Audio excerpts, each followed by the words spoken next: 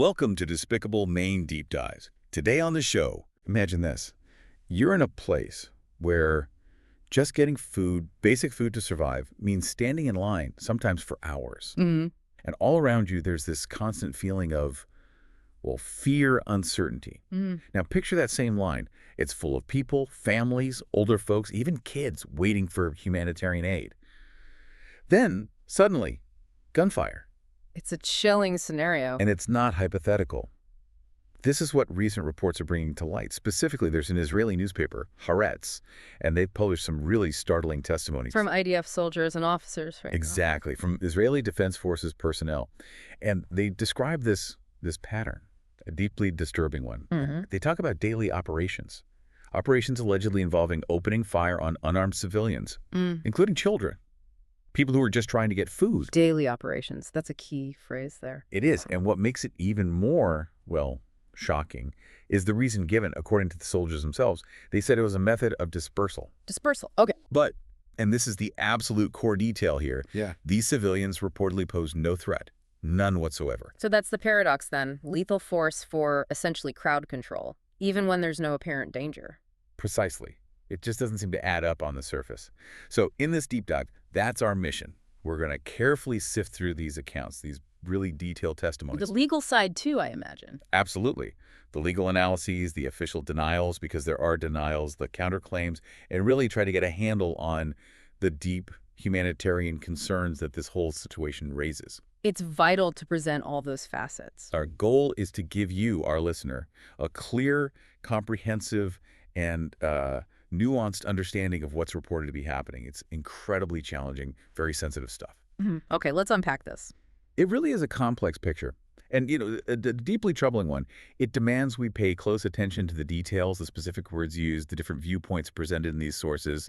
We're talking about events, alleged events, that really challenge how we think about conflict zones, how aid is supposed to work, how it's supposed to be protected. Right. The information we have just compels us, really, to look past the headlines and think about the human impact. Couldn't agree more. And to really get a sense of the gravity here, we need to start right at the heart of it. These allegations from the IDF soldiers themselves, reported by Haaretz. The core testimonies. Exactly. They claim they were given orders, explicit orders, apparently, to open fire on unarmed civilians, including kids. People just trying to get food at aid points. And you mentioned daily operation. That wasn't just rhetoric. No, not according to the sources. They really emphasize this wasn't, a one-off thing, some anomaly in the chaos. Yeah. It was presented as routine, consistent, almost like standard procedure for managing these queues. A standard procedure involving live fire. That's the allegation.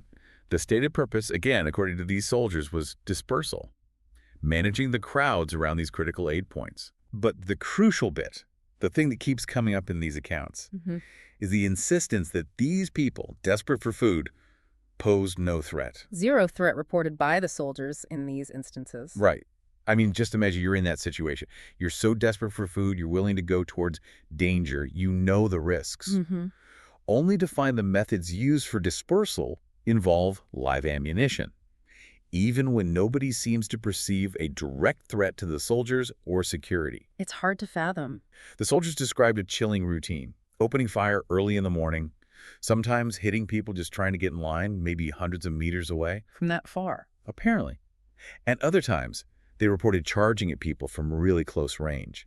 It paints this picture of just extreme danger, where getting food is literally life or death. It really underscores the fear and just the sheer precarity these civilians were allegedly living under. It does. And what's really striking from a military or even policing perspective is how different this sounds from standard crowd control. Well, normally for large groups of unarmed civilians, you'd expect a graduated response, Warnings first, then non-lethal things, water cannons, maybe rubber bullets, tear gas. Right, things designed to disperse without killing. Exactly. Live fire is typically the absolute last resort, aimed very specifically at neutralizing an immediate lethal threat. And even then, there are usually strict rules about minimizing fatalities. But that's not what's described here. Not at all. One anonymous soldier talking to Haaretz used a really harrowing phrase. They called their post a killing field. A killing field. Yes, and chillingly, they reported that between 1 and 5 people were killed every day just at their location. They stated civilians were treated like a hostile force, even though, again, they posed no threat. Treated like an enemy just for trying to get food. And the sources are very specific about what wasn't used. No tear gas, no warning shots fired safely away from people, just live fire. Just fire. And not just rifles. The allegations include heavy machine guns, grenade launchers, even mortars. Wait, mortars? For crowd dispersal? That's what's alleged. And these are serious battlefield weapons. Heavy machine guns are for sustained fire, maybe against vehicles. Grenade launchers fire explosives.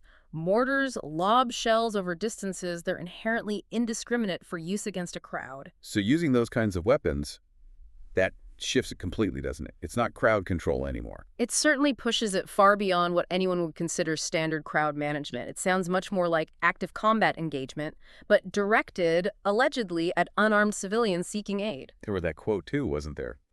About communication. Yes. The soldiers quote, "Our form of communication is gunfire." It's incredibly stark. It suggests a total breakdown. It really does. Like any other means of interaction, de-escalation, control, just gone, replaced entirely by lethal force. And just to hammer the point home, these soldiers, in their testimonies, explicitly said, there's no danger to forces, no return fire, no enemy, and no weapons in these specific incidents they witnessed. So that brings us back to the why. Exactly. You have to ask. If there's genuinely no perceived threat, no return fire, what's the military logic for using such heavy, potentially indiscriminate force simply for dispersal? Dispersal usually means getting people to move, not harming them, ideally. Now, someone could argue, perhaps from a purely tactical viewpoint, that maybe extreme measures are used to enforce strict exclusion zones, or maybe deter future gatherings, or prevent even remote potential risks. a kind of preemptive, harsh deterrence. Possibly. But the contrast between these reported actions and basic principles of international humanitarian law, things like proportionality, distinction between civilians and combatants, especially when the stated goal is just dispersal, well, it points to a deeply problematic operational approach being alleged here. Yeah. It really highlights this huge gap between what's being reported by these soldiers and what international standards expect for protecting civilians during conflict. That distinction is critical. And hearing about heavy weapons like artillery, tanks, snipers, drones, allegedly used for dispersal, it really changes the mental image, doesn't it? Completely. It's not a police line anymore. Not at all. And the sources, they broaden the scope beyond just those immediate aid cues. There's an anonymous senior officer mentioned, someone described as knowing the Gaza situation well. Okay. They told Haaretz that live fire is allegedly directed at the civilian population using a whole range of systems: artillery, tanks, snipers, or drones. So potentially a much wider application of this alleged tactic. That's the implication. It suggests it might not just be individual soldiers at specific points, but possibly a more pervasive pattern. And then you have legal officials cited talking about specific incidents. What kind of incidents? Incidents where grenades were dropped from the air and mortars and artillery were fired at civilians. Again, these are heavy munitions, area effect weapons, allegedly used where civilians are just gathering for aid. Grenades from the air, mortars, artillery against aid seekers. It really pushes the boundaries of what seems comprehensible for managing a hungry crowd. It raises serious questions about the targeting rules, the rules of engagement that were supposedly being followed. And when you look at the reported human costs, the numbers, it becomes very hard to accept the idea that these are isolated cases. That's a claim the IDF makes, right? That these are isolated. Yes, and we'll get to their full response. But there's a legal official cited in the reports whose office explicitly rejected that claim. Rejected it based on what? Based on the scale. This official is quoted directly saying, this isn't about a few people being killed. We're talking about dozens of casualties every day. Dozens. Every day. Coming from an official within a legal context, that's a powerful statement. It suggests something widespread, not sporadic, a pattern. Not just anomalies. Exactly. And beyond testimonies, the statistics themselves are, frankly, staggering. The OHCHR, that's the UN Human Rights Office, they report that since May 27th. Which is not that long ago. No. Since May 27th, over 500 Palestinians have reportedly been killed and at least 3,000 injured by Israeli forces. And this is specifically while trying to access aid. Over 500 killed, 3,000 injured, just trying to get food. In less than 2 months. These aren't small numbers. Each one represents a person, a family affected. When you put that scale of harm, next to the soldiers' testimonies about daily operations. It makes the isolated incidents argument look Yeah. difficult to maintain. It presents a very strong challenge to that narrative, yes. The sheer volume of reported casualties is maybe the most compelling evidence suggesting this was, allegedly, a consistent high-risk environment for civilians simply trying to survive. And here's where it gets perhaps even more heartbreaking for you as the listener to really grasp the full human tragedy. It's the impact on children. Ah, yes. Save the Children reported on this. They did. They found that children were among the casualties in 10 out of 19 reported aid site shooting incidents since May 27th. 10 out of 19, more than half. More than half of the reported deadly incidents involve children. It's just devastating. And why are children so exposed in these situations? Well, the situation is described as so catastrophic, so dire. Many households have lost adults, killed, displaced, who knows. So increasingly, children are having to step up. Taking on adult roles. Exactly, including the incredibly dangerous job of going to get food at these distribution points. Save the Children says this directly exposes them to more risk of being shot by Israeli forces. So families are facing impossible choices. Unimaginable choices. The desperation is reportedly so extreme that some families feel they have to send their children, knowing, as Save the Children puts it, they are unavoidably exposing them to the risk of being shot. Sending your child into that kind of danger just for food. It's an agonizing thought, and the aid workers there, the ones seeing it firsthand, they describe these places as death traps. Death traps, not distribution points. That's the term used. Places where people are terrified of being killed, just trying to get basic supplies. The very locations meant to offer a lifeline have become places of intense fear and lethal danger, according to these reports. The anecdotes must be harrowing. They are. Save the Children staff shared some. One worker, Mohammed, talked about his neighbor, a father of 4, ran out of food, ran out of money. So he went to get aid. He went to an aid point in Rafah. He was shot and killed trying to get food for his family, never came back. Oh my God. And Mohammed is now trying to help the widow. She's destitute, traumatized. The kids are crying constantly from fear and loss. The ripple effects are immense. Absolutely. Another staffer, Abdallah, shared a story from his extended family. They saw a man shot at a distribution site. He was bleeding on the ground. And people helped him. That's the awful part. In the panic, the desperation to get to the food, people were apparently running over the injured man. Not out of malice, but sheer terror and the survival instinct in what sounds like total chaos. That paints a picture of just utter breakdown. It does. These aren't just numbers. They're individual tragedies, painting this horrifying picture of desperation and the alleged response to it. And the aid workers, they raise deeper concerns too. Like what? Concerns about the potential weaponizing aid, humanitarian access, and starvation. One quote was, "Forcing civilians into fenced-in zones only for them to be gunned down is the opposite of humanitarian pain." So accusing the system itself of being inhumane. Yes. It suggests this isn't just about crowd control gone wrong, but a fundamental alleged betrayal of humanitarian principles. Yeah. And it brings us back to that image. A teenager willing to risk their life for a sack of rice. And potentially facing live fire for it. It speaks volumes about the level of desperation. It's almost beyond comprehension. It really is. And clearly, the humanitarian groups on the ground see these alleged patterns as raising fundamental questions about international law, about protecting civilians. But we have to stress this is highly contested.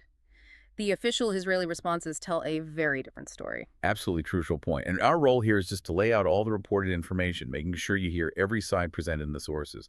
The IDF, Israel Defense Forces, they strongly reject these accusations. Vehemently, I believe. Yes, they deny forces were instructed to deliberately shoot civilians trying to get aid. Their official line is clear.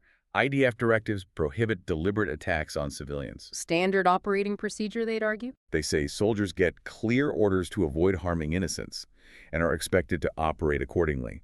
They maintain any harm to civilians is unintentional, contrary to their protocols and their ethical framework. And they also point fingers elsewhere, don't they, regarding the difficulties with aid? They do. A key part of their narrative is placing the blame on Hamas. An IDF spokesperson called Hamas the primary hindrance to successful aid distribution. Oh, so? They allege Hamas starves the Gazan population and endangers them, deliberately diverting aid, exploiting the system. They claim Hamas does everything in its power to prevent the successful distribution of food. So, creating chaos, making the situation worse and blaming Israel. That's the allegation against Hamas. That's the essence of their counterclaim, yes. It positions Hamas as actively obstructing aid and using civilian suffering for strategic gain. It adds another really complex layer to understanding why things might be going so wrong at these aid sites. Suggesting the blame isn't solely on IDF actions, but significantly on Hamas interference. Exactly.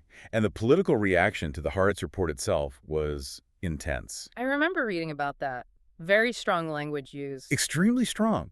Prime Minister Benjamin Netanyahu, Defense Minister Israel Katz, they didn't just dismiss the claims, they called the report blood libel. Blood libel, that's a historically loaded term. Incredibly loaded. It refers to centuries-old, false, anti-Semitic accusations about Jews murdering children for rituals. Accusations that led to horrific violence and persecution. So using that term elevates the rejection dramatically. It frames the report not just as wrong, but as a malicious, dangerous falsehood aimed at defaming the IDF, which they called the most moral military in the world. It highlights the extreme political sensitivity, especially as the sources note Haaretz is seen as a left-leaning newspaper within Israel. So it's seen as an attack from a specific political perspective, amplified by this very charged historical term. That seems to be the framing from the leadership, yes. Yeah. A direct offensive attack on the IDF's integrity. But despite those very strong denials, wasn't there some acknowledgement of incidents happening or investigations? Yes, that's another layer. Despite denying deliberate orders to shoot civilians, the IDF did confirm its internal investigation. Body is looking into it. Which body is that? It's called the General Staff Fact-Finding Assessment Mechanism. Its job is apparently to probe suspected war crimes and serious misconduct. So its involvement suggests they are aware that harmful incidents occurred at aid sites, even if they dispute the cause or intent. That appears to be the case. They acknowledge probing the matter while still denying commanders ordered troops to deliberately fire on aid seekers. And were there any other responses? Mention of changes? Yes, the IDF spokesperson also talked about systematic learning processes, said they're trying to improve their operational response, minimize friction. How? What does that mean practically? Things like reorganizing areas with new fences, signage, and additional roads. They stated in-depth investigations were conducted after past incidents, and new instructions were given based on lessons learned. So that does imply a recognition that something needed fixing, even while denying the core allegations about orders. It does suggest an internal review process and adjustments being made, yeah?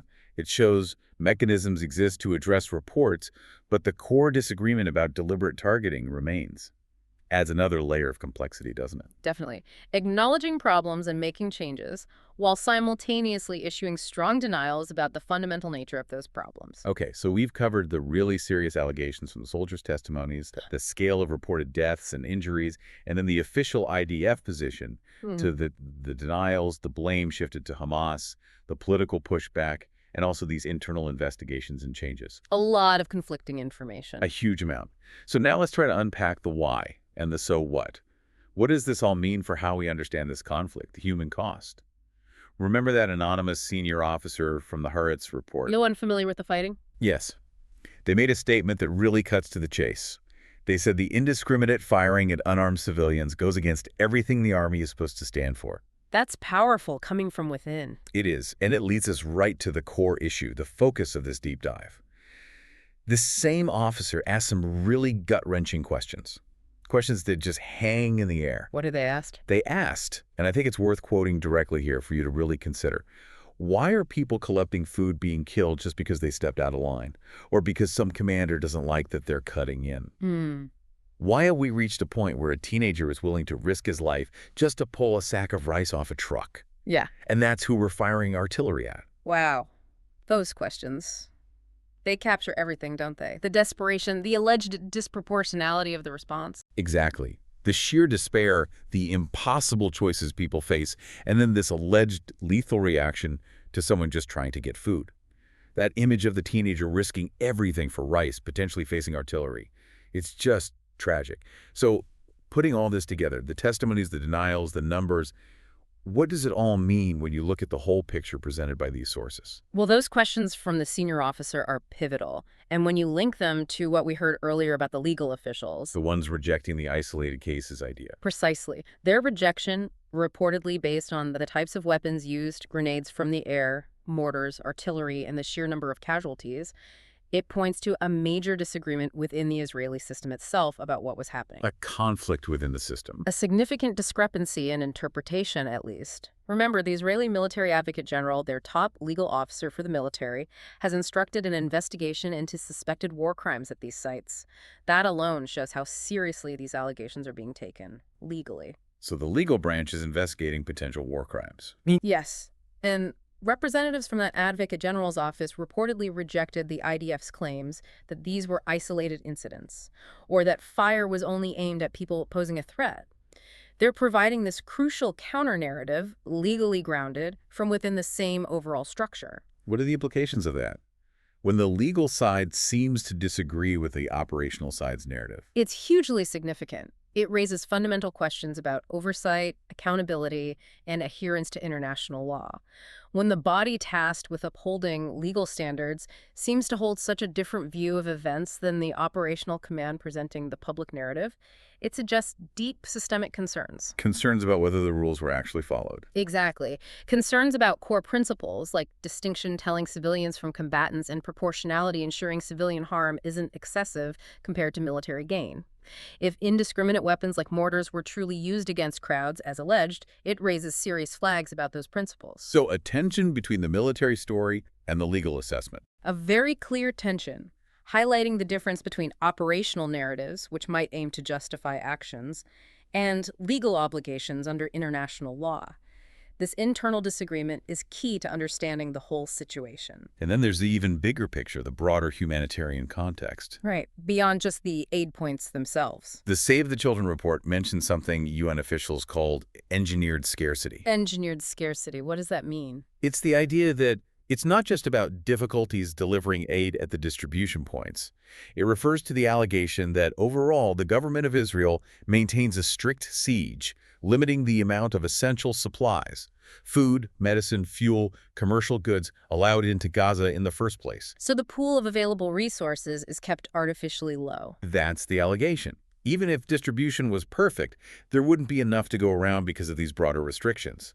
This alleged scarcity, combined with destroyed infrastructure, is what forces people into such desperate situations, making those dangerous aid queues the only option. Creates the desperation that leads people to risk everything. Precisely. And this whole environment makes it incredibly hard for groups like Save the Children to do their work. They're still there, bravely running health centers, nutrition points, safe spaces for kids, providing support. But under impossible conditions. Imagine trying to operate when getting food is potentially lethal and the whole territory is facing severe shortages, allegedly due to external controls. So ultimately, what does it mean for you, for us, to grasp this level of desperation and reported responses? Yeah. How does it shape how we think about aid in war, about responsibility, about protecting civilians? It forces us to confront really uncomfortable truths about survival and the ethical lines that get blurred when military aims and human needs collide so tragically. It's a profound challenge to our understanding. So just to quickly recap this deep dive, we looked at those deeply disturbing allegations coming from IDF soldiers themselves about alleged indiscriminate fire on unarmed civilians, including kids, seeking aid. Described as dispersal despite no reported threat. Right.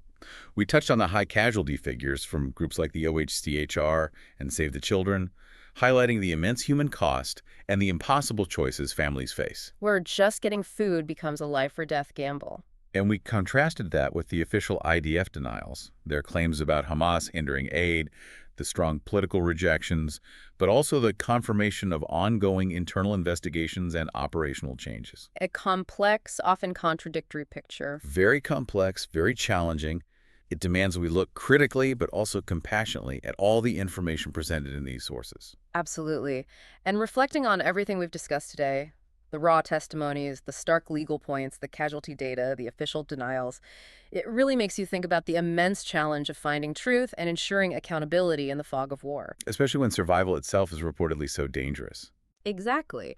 When just trying to get a sack of rice can put you in harm's way, allegedly, it forces us to ask, what systems, what mechanisms can actually navigate these profoundly different versions of reality, the official narratives versus the on-the-ground reports, and genuinely protect the most vulnerable people caught in the middle? A critical question with no easy answers. None at all. And it really underscores the need for for everyone, to keep seeking out diverse, credible information on these complex global issues, to keep digging deeper and striving for that comprehensive understanding that goes beyond just the headlines. Thanks for tuning in to the Despicable Maine Deep Dive podcast. Remember, the United States has been hijacked, so soon living in the United States will be theft of your life. And as always, living in Maine is theft of your life. Every day you are there is just another day stolen.